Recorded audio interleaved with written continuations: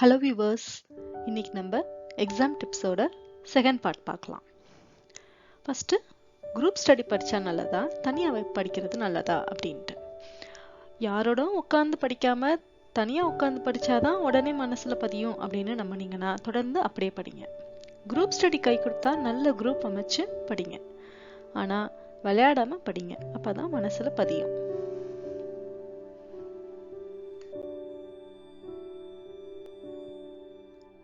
இன்னொரு விஷயம், group study படிக்கும் போது என்ன ஞாபகம் வச்சுக்கணும்னா, ஒருத்தவங்க ஒரு சாப்டர் படிக்கிறாங்க அப்படின்னா அவங்கள கன்ஃபியூஸ் பண்ணக்கூடாது.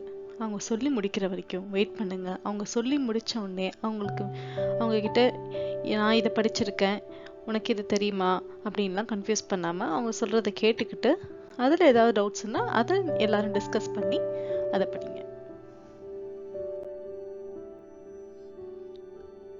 இன்னொரு அட்வான்டேஜ் குரூப் ஸ்டடி பண்ணுறதுல என்ன கிடைக்கும் அப்படின்னா, இப்போ பழைய கொஸ்டின் பேப்பர்லாம் எடுத்து படிக்கலாம். பழைய வருஷம் கொஸ்டின் பேப்பர்லாம் என்ன இருக்குது அப்படின்னா, ஆளுக்கு ஒவ்வொரு இயர் கொஸ்டின் பேப்பர், நீ இந்த இயர் கொஸ்டின் பேப்பர் எடுத்துகிட்டு வா, அதை டிஸ்கஸ் பண்ணலாம். நீ இந்த இயர் கொஸ்டின் பேப்பர் எடுத்துகிட்டு வா அப்படின்னு ஆளுக்கு ஒவ்வொரு இயர் கொஸ்டின் பேப்பராக எடுத்துகிட்டு வந்து அதை டிஸ்கஸ் பண்ண சொல்லி அதை படித்து தெரிஞ்சுக்கலாம். அதில் ஒரு அட்வான்டேஜ். தனியாக படித்தோம் அப்படின்னா எல்லா இயர் கொஸ்டின் பேப்பரையும் நம்மளே பார்த்து படித்து நம்மளே இது பண்ணணும். அது கொஞ்சம் டைம் லேட் ஆகும்.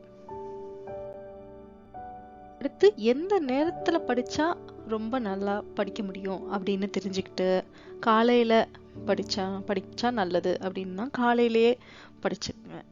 சாயங்காலம் படிக்கிறது உங்களுக்கு ரொம்ப நல்ல மனசில் பதியுது, இன்ட்ரெஸ்டோட படிக்கிறீங்கன்னா ஈவினிங் படிச்சுக்கோங்க. அது உங்களுடைய படிக்கிற திறமையை பொறுத்து இருக்கு.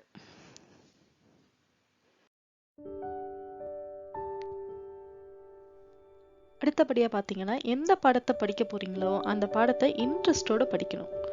அப்பதான் அதோட பலன் பல மடங்கா இருக்கும்.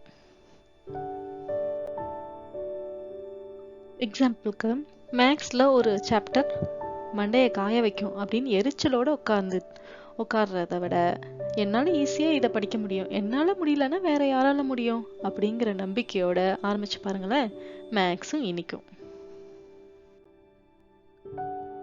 உங்க மூளைக்கு அதிக திறன் இருக்கலாம், ஆனா அதோட கவனம் ஒன்றுல மட்டும் இருக்கும்போது தான் அதோட பலன் அதிகமா இருக்கும். அதனால டிவி பார்த்துக்கிட்டே இல்லாட்டி எஃப்எம் கேட்டுக்கிட்டே பிசிக்ஸை படிச்சா பிசிக்ஸும் மனசுல உட்காராது, பாட்டும் உட்காராது.